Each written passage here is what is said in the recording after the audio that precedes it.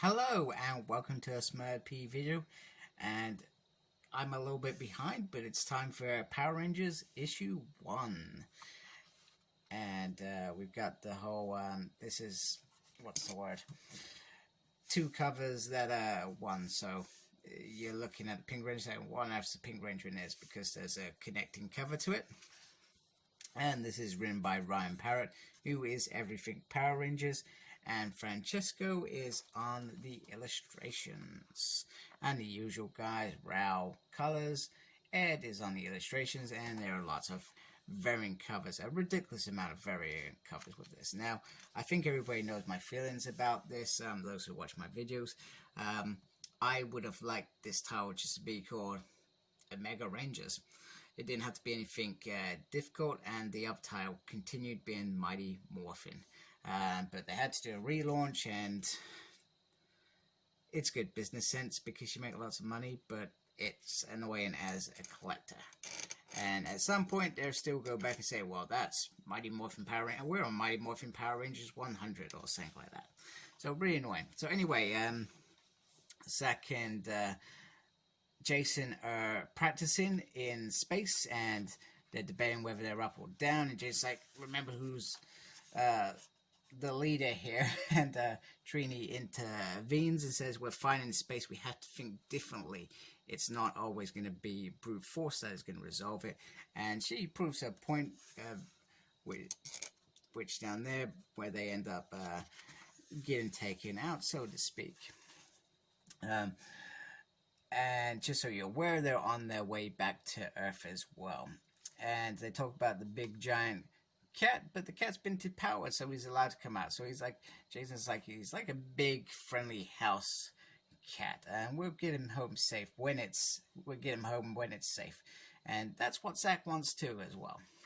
Meanwhile, the Earth Rangers are having some fun on the beach, and Rocky falls in the water, and there is a big surprise because Zach, Trini, and Jason are back home, and Tommy's like, well, why didn't you tell me? Well, this isn't exactly a vocation. We've got some important business. So they talk about the Imperial, which destroyed 12 million lives in a world. And as they're discussing it, there is no data on this. But Rocky finds it interesting that there's something more scarier than Rita and Zed. And Kimberly reminds them that Draken was running away from something pretty damn scary, and the Rangers are obviously shocked to hear that he is there. And Rocky's like, hey, it was cool, he came in a comet and landed. And then Kimberly reminds him, this guy's dangerous, don't talk about it, he was really scary. So they want to see him, they go to see him, and he starts playing these games about running away from them, and how Imperial Reels isn't one, it's a race of Ravagers. Yeah, so he's pretty scared. Tommy comes in and tells him that you're going to tell these guys exactly what you know. Stop messing around and wasting everybody's time. And he said, he makes a joke to say that we're made of tissue paper. But he says if they're coming, I don't really want to be here because I'll be here watching your world burn. Now, the Omega Rangers, they approach Zordon to say, we need to take Draken with us to track down these things. And Zordon lays down the law. He says,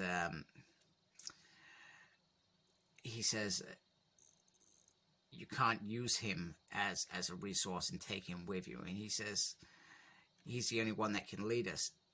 And why don't you trust us? And he says, because he's protected the universe for over 10,000 years, and Draken's the closest that he's come to actually losing that protection. And you may not be Rangers anymore and not under my guidance, but Draken is my responsibility. He stays. Is that understood? So Daddy has laid down the law as usual. So the Rangers go to the juice bar, and a bit creepy there because he never did that sort of stuff. That would, obviously he was obviously a person in her life and friends, but you know, give him a noogie seemed a bit strange. And you notice down here, I always forget her name, but she's an alien, and she's noticed that they're back as well, the Omega Rangers. And Jason spars with Rocky, and he talks about all the planets he's seen in different worlds. And then Rocky mentions the Green Ranger, and well, Jason pauses and gets a little smack. Zach talks to Adam and Ernie about how different these other planets are, different cultures, different foods, different kind of relationships, but they're all stem around the same thing. That's not actually on this page, but anyway, in a minute he talks about, you know, they all strive for love, fear, all that normal emotional stuff that we're dated with. Kimberly is happy to have a friend back. However, her friend says she can't justify staying for long, and they need to get back out there. They thought they were done being Omegas, but they are not done. There's still a lot of work to do, and they tried everything, and that's why they came back to Earth for Zoran's assistance. Jason says, not Jason, sorry, Tommy mentions that they're talking about Draken and stuff. He says, but if you take him and he hurts something, that's on you. And she replies with, you don't understand. A whole planet was wiped out. Think of the numbers. Think of the people on this planet. That's our job. That's our obligation now, is to protect the universe. Not just one single planet. There's a bigger picture out there that you're not aware of. Rocky has a bit of a self-doubt moment, which I think is relevant to his character, because let's be honest, he was always secondary character, and what Ryan does, he flushes out these things that we've all fought for many years, that Rocky was probably the lamest Red Ranger going. Doesn't mean that we don't like him as a character, but he wasn't the leader. Jason was the leader. Grace was the leader, and even the time that Jason and Trini swapped, Trini became the leader. You know, what am I? I'm not supposed to be the leader. So Jason tells him about sort of, well, I'm not really a very good leader at the moment. You know, I got no leads. I got nothing going on. My guidance is gone. We're all blind here. So you're not the only one. But you're here on this planet. You stepped up. You didn't ask for it. And you don't ask for anything in return. And you protect my friends, my family, and this planet. And you may be a better fighter than me one day if you keep practicing. So Rocky ends up feeling pretty good about himself. So they haven't seen their parents as well, because you know, they'll get caught out as well. And they discuss breaking out Draken really quickly, which is to be expected. Alpha goes to do one last security check, and before he powers down for the evening, 11 gets the Omegas into the thing without anybody knowing, but they've got to be quiet, they've got to be quick, and you see all this cool stuff going on here,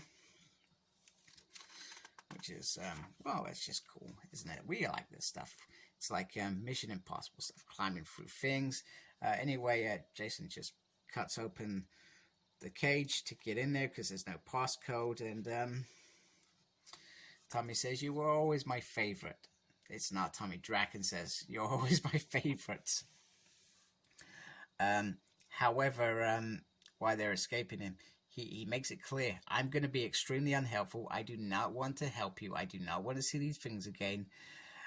And he says, well, you know what? And I promise that if you don't help me, I will be pushing you out of the airlock. So, tracker's disabled. However, Alpha arrives. He says, it doesn't matter. My job is to stop Draken from escaping. And he goes to send his drones. Oh, sorry. There is a little bit here that Draken says to Jason, playing his games, this effort reeks of desperation as well. And you have no idea what you're doing or what you're getting yourself into. I love little moments like that. Those little moments are very clever, and what makes an evil character like Draken likable or enjoyable to read, because you know at some point he's gonna try betray these guys, and if this war happens and this big crossover happens, you know it's going to happen. There's going to be a big crossover with the Imperials because it makes sense at some point. And you know Drakken's going to get in there and somehow he's going to seize control and something's going to go on. Sorry, I'm reading far too far ahead. I mean, maybe we're talking next summer perhaps for such an event, or maybe even longer. You know, depends on how long they build this up. As long as it's a good build, I think we're quite comfortable reading it nicely. So Drakken knocks Alpha back, and he says, "You don't touch Alpha." And he says, "He's a robot. He'll be fine. And if you're going to do this, you're going to have to get your hands a little bit dirty." So Zordon teleports down and is shocked to see Alpha, who says something's happened. And Jacen informs him that there's no permanent damage, and he's going to return Drakken when this is over. And as you can imagine, Zordon is pretty annoyed about the betrayal that he's experiencing, and he will release everything under his disposal. And Jacen very, very smartly says, "Your way's not the only way, and perhaps you've been on Earth too long that you can't see it anymore." And he says he's sorry as well, which makes sense. And it didn't have to be like this. So there we have this new team, Omega Rangers in Power Rangers. So there is issue 1. I gotta say, it was enjoyable, very character driven. I like that about Ryan. I do like character driven stories because I feel that's why we read these stories. We read them about the characters. Okay, the big cool stuff happens, but it's about the characters every time. And as long as you're getting a character right, you're going to tell a good story. So I like this.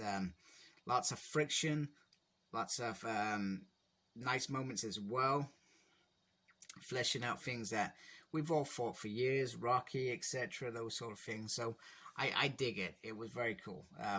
And I'm looking forward to issue 2, which I think has been released already. And I think it's been released, or it's released soon anyway.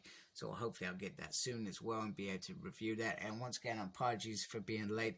X of Swords took over my reviews, to be honest with you, and I've had a few figures that I thought I can relax for a week without doing a comic, because a comic for me is I've got to read that comic, I've got to understand that comic, and then I've got to try and talk through the story and then try and give my thoughts as well. Sometimes I don't do that very well. Sometimes I'm rubbish. So thank you for watching. Please like, comment, and subscribe to my channel. I'd really appreciate that. Follow me on Facebook page. My page is SmurredP. I'm also on Twitter at SmurredP. I have no clue what I'm doing there, but tweeting and stuff. I am also on Instagram, Cyclops Smurred. So check that out. Thank you for watching, and always embrace the geekiness and keep reading. Take care. Goodbye.